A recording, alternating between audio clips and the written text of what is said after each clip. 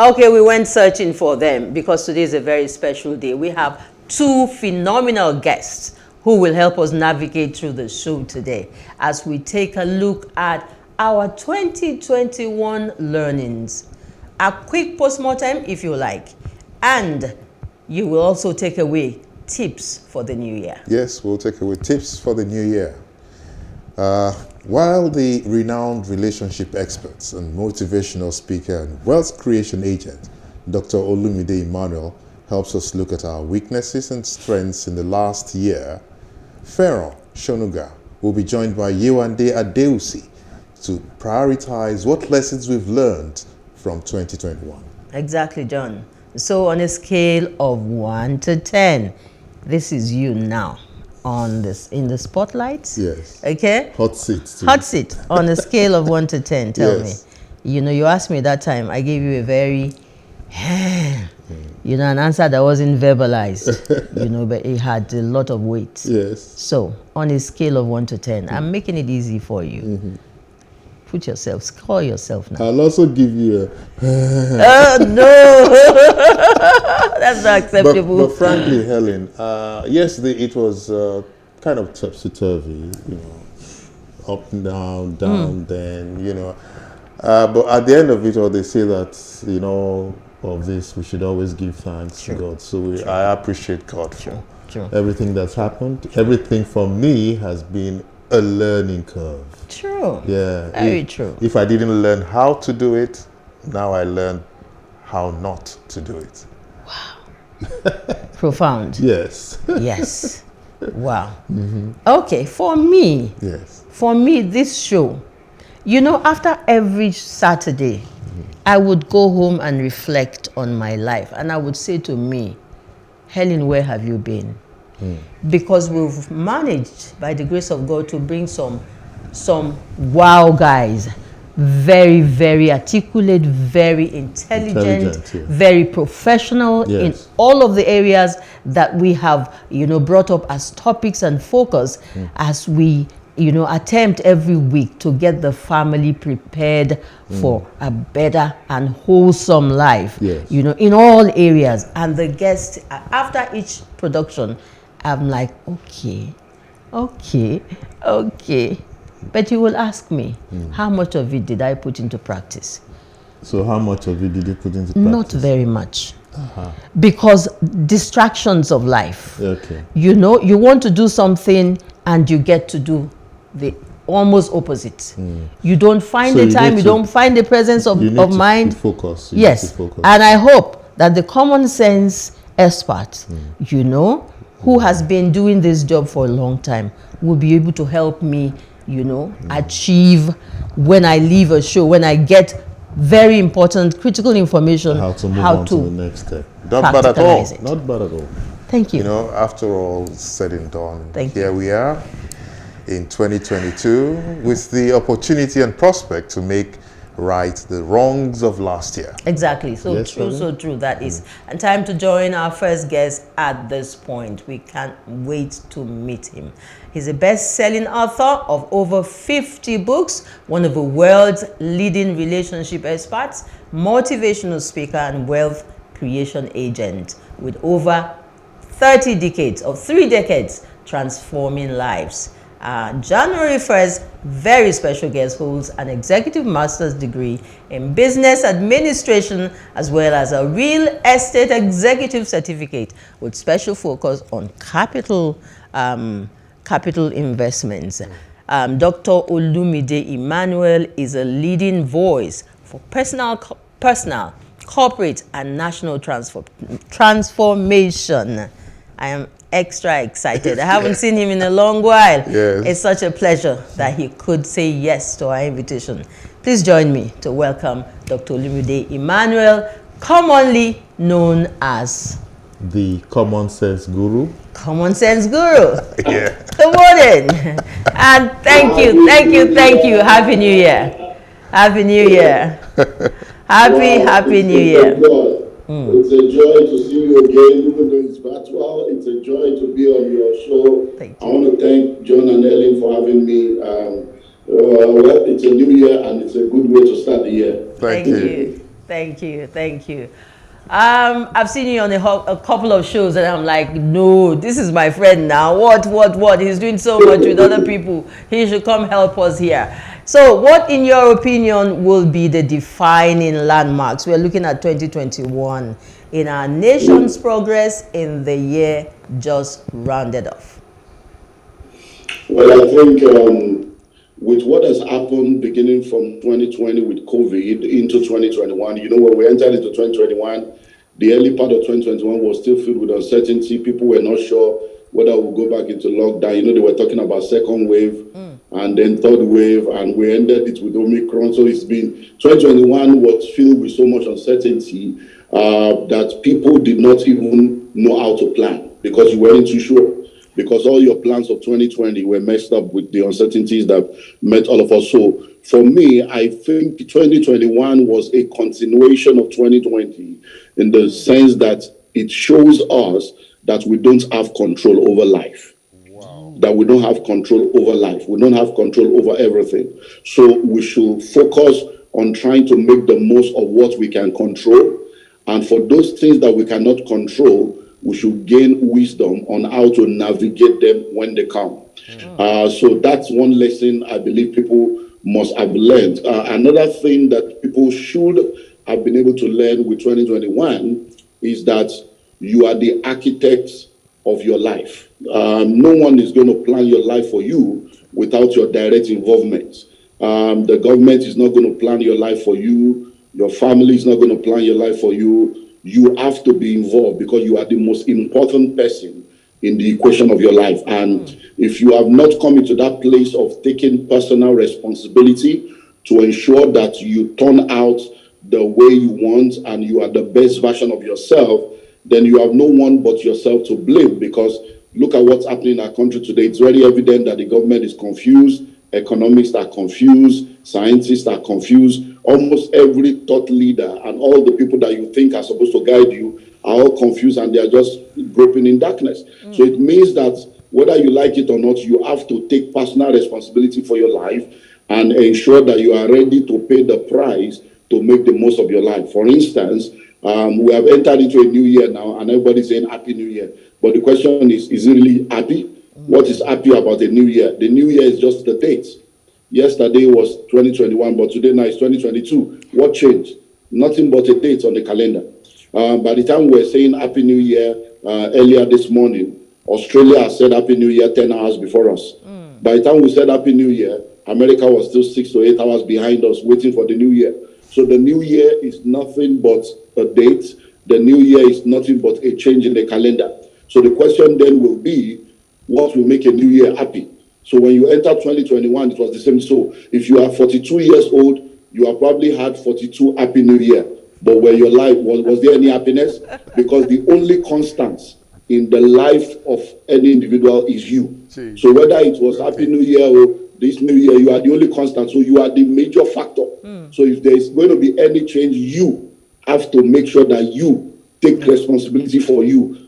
Because if you keep expecting somebody to do something, oh, it's because the president didn't do this, it's because the governor didn't do this. That's the excuse that you have given, that people will continue to give. But there is one person you must take, serious, and that is you. So for me, I think the lesson that everybody should have learned is, number one, you don't have control over everything in life. So the ones you can control. But number two, you are the most important factor in the equation of your life, and you need to take yourself serious and do what needs to be done. Wow. Now I see why they say that common sense is not common. Not at all. That makes a lot of sense to us, Doctor. Now you said something about COVID. Yes. The world at large, has had to submit itself to the severe stranglehold of COVID in the last going to 2 years, And the pandemic, rather than spare us, has chosen to morph into more variants. How do you think we have fared as a nation? Unfortunately, we have not done well as a nation. And if you remember during the COVID real lockdown in 2020, you remember that the head of the task force had said that he did not know that the health situation and the health facility of Nigeria was as bad as he realized. Now, if the head of the task force said that in the middle of 2020, and we are now in 2022, the question is, has anything changed? In the midst of that lockdown, we remember how that we realized that the health workers are very, very major assets in our country. And last year, they still had to go on strike to be paid. If they still had to go on strike to be paid after lockdown and after COVID, it shows you that we are not ready. We are just joking. So as far as I'm concerned, we have not done the best that we can do, and we have not done the best that we could do. For instance, look at the issue of vaccine. Why couldn't we have come up with our own vaccine by now? Why do we have to? Do you remember in the midst of the lockdown, everybody was saying, oh, will the let scientists do this? Now, almost 2 years later, no vaccine from Nigeria. We are still waiting for somebody to give us vaccine. We are still waiting for somebody to donate. It just shows that, unfortunately, we are not serious with things, because the value for human life is very cheap in Nigeria. And anywhere where the value of human life is cheap, those are the kind of things you see. You will have thought that lecturers, educationists, the doctors will be like the most paid people in the country and the most revered people, because the lecturers and the teachers are the ones that train everybody. The doctors are the ones that bet us and keep us alive. But if you see the way they are treating teachers and they are treating doctors, and they have to go on strike and fight to get what belongs to them, it shows you where we are. So we have not really done well. And secondly, because we keep looking to the West to give us a guide on how to proceed, instead of coming up with our own unique solution, we end up becoming a pawn in the profit-making strategy of capitalists. You remember that when COVID started, they said, all the Africa will die, everybody will die. We went into lockdown, not because lockdown was our own solution, but because that's what they postulated to us. We went into lockdown because they kept telling us, oh, lock everybody down. We are forgetting that those that were locking down, they had a system and a structure in place that lockdown or no lockdown, there were things in place that will help people to survive. Yeah. Nigeria does not have a database. I don't know whether you are a Nigerian or a Nigerian or a Liberian. I don't know who is a Nigerian. We have national ID card, we have international passport, we have driving license, we have BVN, we have telecom ID, everything. Yet we don't have a national identity. Now they are saying collect vaccine. As there is all kinds of confusion. But the countries that were locking down, they had the database of their citizens. They could transfer money to them. They could get food to them. But we went into lockdown because they told us lockdown. Then we started using vocabularies that didn't make sense. Social distancing. What is the meaning of that? What is social distancing? Instead of physical distancing, we said social distance. How can you social distance? What does that? In what way does social distancing make sense? Wow. But it's because we keep waiting for people to tell us, oh, we carry their vocabulary, we carry their jargon, we carry their error. And now the capitalists are now making money. COVID has become a major money-making venture now. And that's why some people are deciding to fight against vaccine. I don't believe people should fight against vaccine, but it's becoming a money. Do you try to travel? Do you know that to travel now, you need to spend about 200,000 on COVID, even to go to ordinary Ghana to travel. So it's now money making. Even when you have vaccine, those that Ramaphosa was vaccinated, he had a booster shot, he still caught COVID. So the vaccine is not the solution to COVID. It's just to help all of us. But it's not a money-making venture. Okay, Doctor, we'll have to interrupt you at this point, because I see that Helen has been raising her hand. You know, you started so well by saying this is the beginning of a new year, and that our lives really, and our fate is in our hands. If that wasn't a fact, I would be downcast, looking back at what happened last year and where we are as a people, as a nation.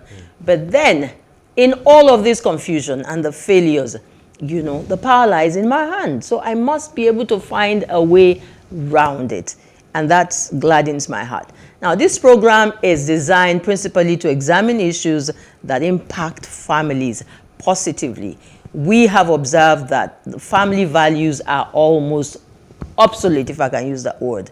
A lot of crises at home with the younger ones, with the spouses and all of it. And family is almost broken down. We have looked at various factors that affect and disintegrate families, as well as the factors that can, unite the family. And so at this point, how much of a bash would you say that the family has taken as a unit in its attempt to adjust to the rapidly changing trends in lifestyle globally and, can I say, locally? And locally. Yeah. We are in a global village now, so we are all interconnected. Both global and local is local now. Okay. Okay. Well, the family has been so it. I remember when COVID hit Nigeria and we had to go into lockdown, and everybody was talking about, it's a health pandemic. Few things that came to my mind is that this is not just going to be a health pandemic. It's also going to be a spiritual pandemic. It's going to be a relational pandemic, and it's also going to be a financial pandemic. And when we look back now, we'll see that that's what has happened. You don't have an idea of how many marriages broke in 2020 as a result of the lockdown, because a lot of people have used busyness to manage their marriage. So husband is busy, wife is busy, but they were never really together. And they were just together to pay school fees, to pay rent, to take care of children. And when COVID locked all of them in, a lot of couples realized that they were no more together, they have grown apart. A lot of couples also realized that they don't even know their children. And they started realizing a lot of things about their children that they never knew existed. And for many of them that had the ability to seek help, 2021 was now a year of realigning themselves, reorganizing their family to move forward. But for those that did not want to seek help, 2021 showed a lot of disintegration. So the family had been badly hit. Because whether we like it or not, money plays a major role in family. When we talk about the causes of family crisis, the top 5 reasons of family crisis are communication, sex, money, third parties, that's in-laws and outlaws, and then unrealistic expectation. So in the top 3, we have communication, sex, and money. So money is part of the major reasons why family have issues. And because there's no romance without finance. And you find out that because of the economic hardship that has come in since 2016, we have been in and out of recession. And a lot of people are they're in their strait. And when there is no money, survival becomes the major focus of people. And when people are at the survival level of life, they go down to their base animalistic instinct. And that's why we have seen armed robbery, kidnapping, family domestic abuse, yahoo, and young people going into drugs and all kinds of things because of poverty. Because a lot of people are trying to see how they can survive. So parents are trying to do all kinds. Yeah. People are trying whatever they need to do to make money to just survive. And that has been a major problem. So for me, the family has been greatly hit. Family value is so low. We have cultism both in secondary school, in the university, even in primary school now, there is cultism. Yeah. Yahoo is as low as 10-year, 12-year-old, already involved in all kinds of scams. So things are bad, but it's not hopeless. It's just for us to acknowledge that things are bad, but to realize that things can be better and take responsibility for our part in what has gone wrong, and then now take responsibility for doing what needs to be done to change it. Yes. A wise man once said, you cannot solve a problem at the same level of intelligence you were in when you created the problem. So we need to become a new person, have new mindset, new approach, and then we'll see newness coming out of that same situation, because dry bones can live again. Yes, doctor. Yes, doctor. And in fact, what you're insinuating, or in fact, what you've affirmed now, is that the family unit is fast becoming a misnomer. As members of the family now head in different directions in search of all manner of survival things. So it leads one to want to ask the question that don't you think that we're going to have like a permanent shift in shift in the way families used to be, to what we need to be now, because the dynamics have changed. Yes, we do. You see, one of the challenges we have is the fact that we live in a changing world, but we refuse to change. Change is the only constant in the world that we live in. Many of us grew up under parents that were of one generation, and the way they raised us is different from the way we should raise our own children.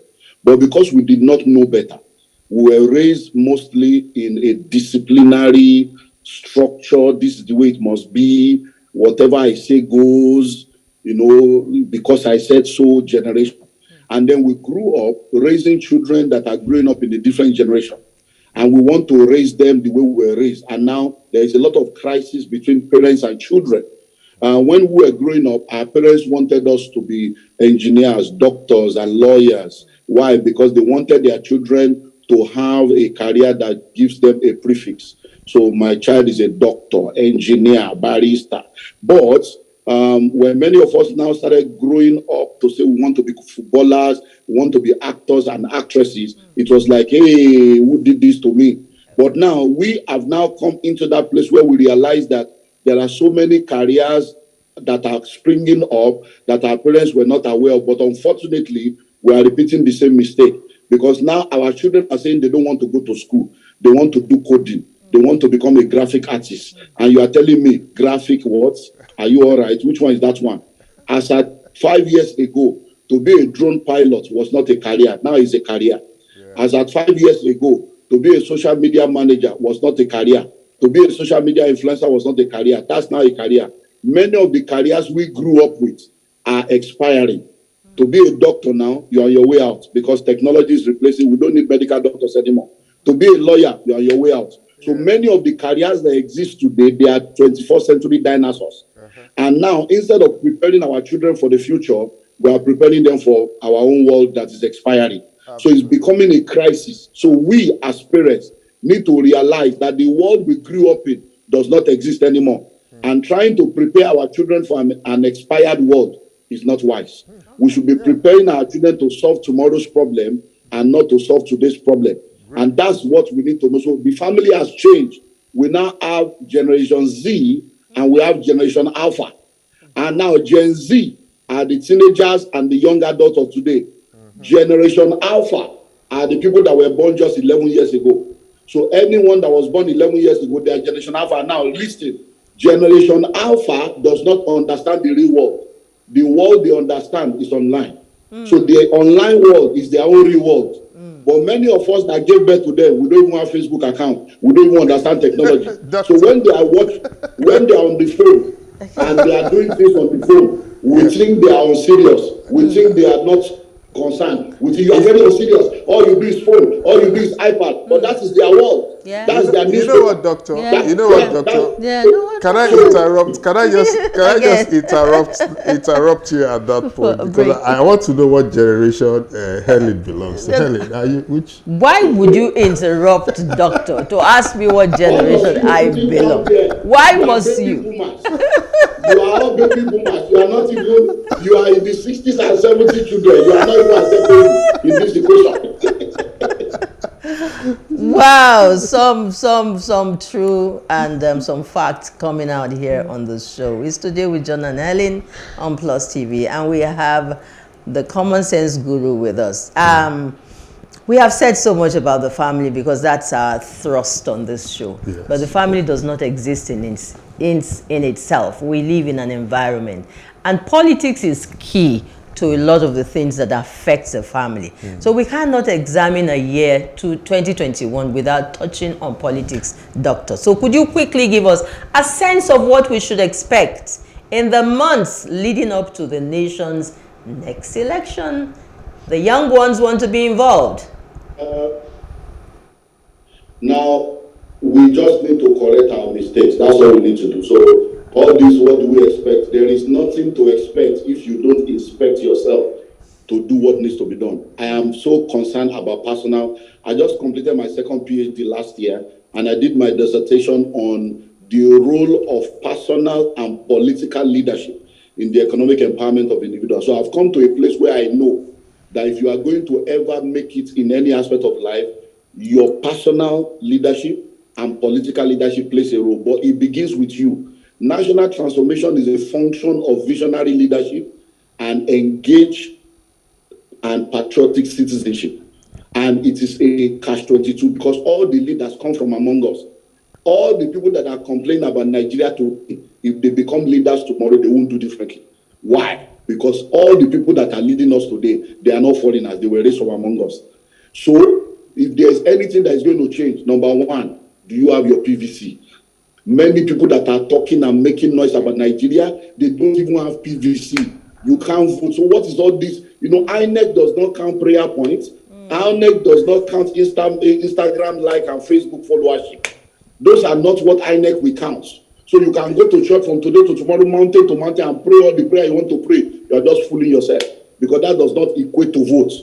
So everybody should get their PVC and everybody should join the political party and start doing what they can do. We don't need to start a new one. As of today, there is no political party in Nigeria that has any serious ideology. APC is not the answer. PDP is not the answer. They are all the same. But if new set of people go into these parties and begin to play our part, we can begin to change it from inside. If you like, start any political party. It will take another 20 years for you to catch up with the machinery that has been built for 22 years.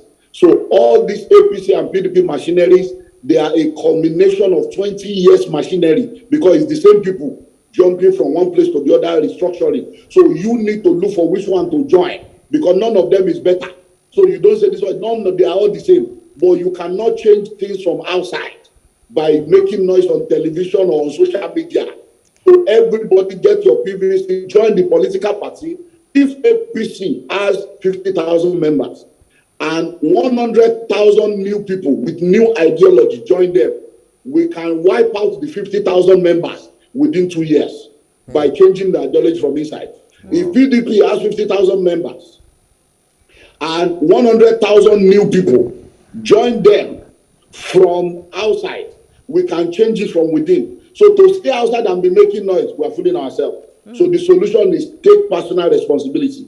In your local government, in your CDA, take responsibility. In landlord association, in your school association, in your fellowship, everybody take it because politics is local. It starts from the local government, from your street, landlord association. Do you pay for the gates? When they pay for gate for security, do you pay? Well, even if you live in face me and face you, they say everybody should pay for 500 naira for the cleaner. Do you pay? So from that face me and face you association to landlord association to CDA to different club, that's where it starts. So when everything changes from the grassroots, before you know it, the national is nothing but a combination of grassroots errors. So all of us, let's go back and play our part. So if you don't have a PVC and you have not registered to vote, don't ever say anything negative about Nigeria because you are part of the problem. Because if you are not part of the solution, you are indirectly part of the problem. Wow, Doctor. Doctor, my takeaway there is that, INEC doesn't count. INEC doesn't count prayer points. So I must admit that this is real good stuff, you know, and it's the best way for us to start the new year, if you ask me, because we have to. Sure, John. The points that Dr. Emmanuel just talked about. Awesome. Totally, I agree with you, John. And we have more coming from our guest after the break. Dr. Olumide Emmanuel is still with us when we come back from this short break. Please stay with us.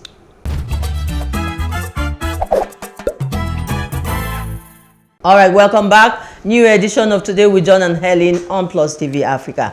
Dr. Olumide Emmanuel has been with us from the beginning of the show, and we are almost out of time. Yes. And we can't let Doctor go without giving us like 5 very quickly or 10 must-do things and factors that we must consider and put into practice on a daily basis, 2022, to make sure that at the end of this year, or maybe the first quarter, we can say we're better people and we're impacting our world better.